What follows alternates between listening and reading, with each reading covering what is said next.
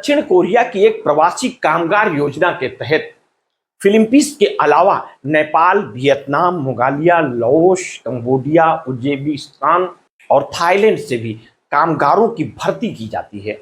काम पाने वाले में से ज्यादातर किसान और मछुआरे हैं। ये ज्यादा वेतन दिए जाने के वादे पर 5 से 8 महीने के लिए दक्षिण कोरिया आते हैं। राइटर्स ने करीब 1 दर्जन ऐसे लोगों से बात की है, उनके अनुभव जाने हैं। ज्यादातर लोगों ने बताया है कि महीनों काम करने के बाद खाली हाथ घर लौटे हैं। कामगारों ने बिचौलियों से जुड़े बुरे अनुभव भी साझे किए हैं। उन्होंने बताया कि काम दिलवाने के बहाने बिचौलियों ने उनसे बहुत ज्यादा फीस ली। कईयों से तो काम दिलाने के बदले जमीन और खेत बंधक रखवा दिया। उनके पासपोर्ट और बाकी जरूरी कागजात भी जब्त किए हैं। जी तोड़ काम करवाया और वादे के मुताबिक वेतन भी नहीं दिया।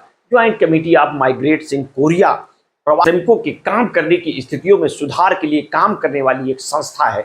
इसके एक अधिकारी को जिकबो ने बताया, ये साफ तौर पर बताता है कि मौसमी कामगार मानव तस्करी और जबरन काम करवाए जाने के खतरों का सामना कर रहे हैं। वो जिकबो ने दक्षिण कोरिया की प्रवासी कामगार योजना की आधुनिक गुलामी का एक रूप बताया है। उन्होंने कहा कि यहाँ मौजूद समय में मानव तस्करी जैसा है। ब्रोकर मौसमी कामगारों के साथ गुलामों जैसा व्यवहार कर रहे हैं। दक्षिण कोरिया की सरकार ने इस आरोपों पर टिप्पणी करने से इनकार कर दिया है।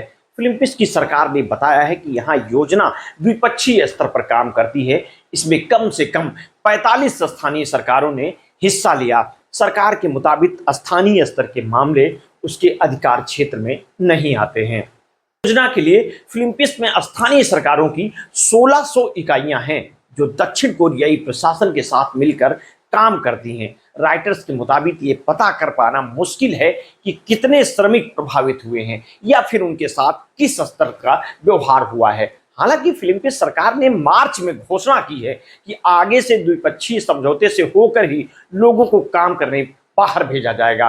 दक्षिण कोरिया ने 2022 में ये योजना शुरू की है। इसके तहत अब तक 3500 से ज्यादा फिलीपींस के लोगों की भर्ती की जा चुकी है। इन श्रमिकों को यह कहकर रिझाया गया था कि वे अपने गांव शहर में जितना कमाते हैं उससे 5 गुना तक ज्यादा कमाई वे हमारे यहाँ कर सकते हैं।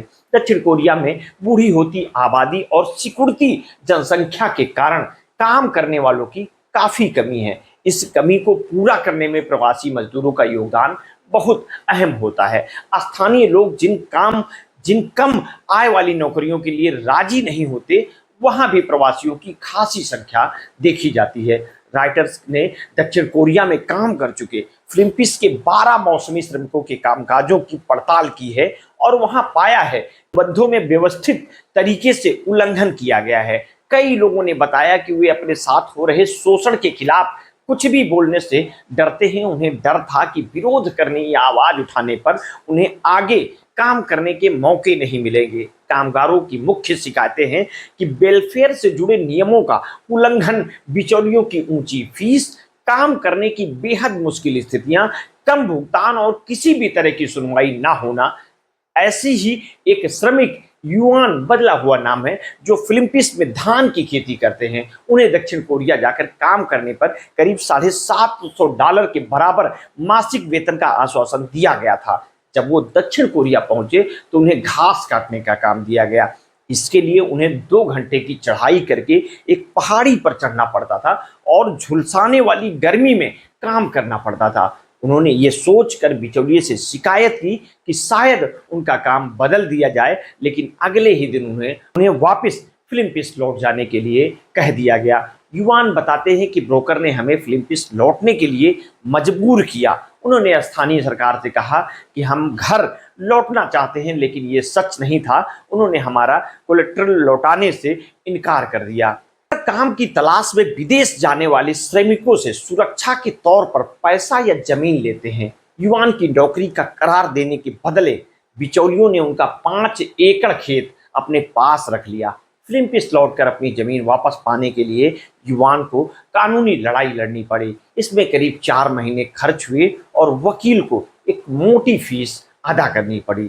इस तरह की घटनाओं से संबंधित आप हमारे साथ जुड़े रहिए। समय समय पर हम आपको ऐसी जानकारियां, स्टोरियां देते रहेंगे। आपने अगर अभी तक हमारे इस चैनल को सब्सक्राइब नहीं किया है तो कर लीजिए। बेल आइकन दबाना ना भूलिए। अपने स्वास्थ्य के प्रति सजग रहिए, सचेत रहिए, अपना ध्यान रखिए। बहुत बहुत धन्यवाद। साधुवाद।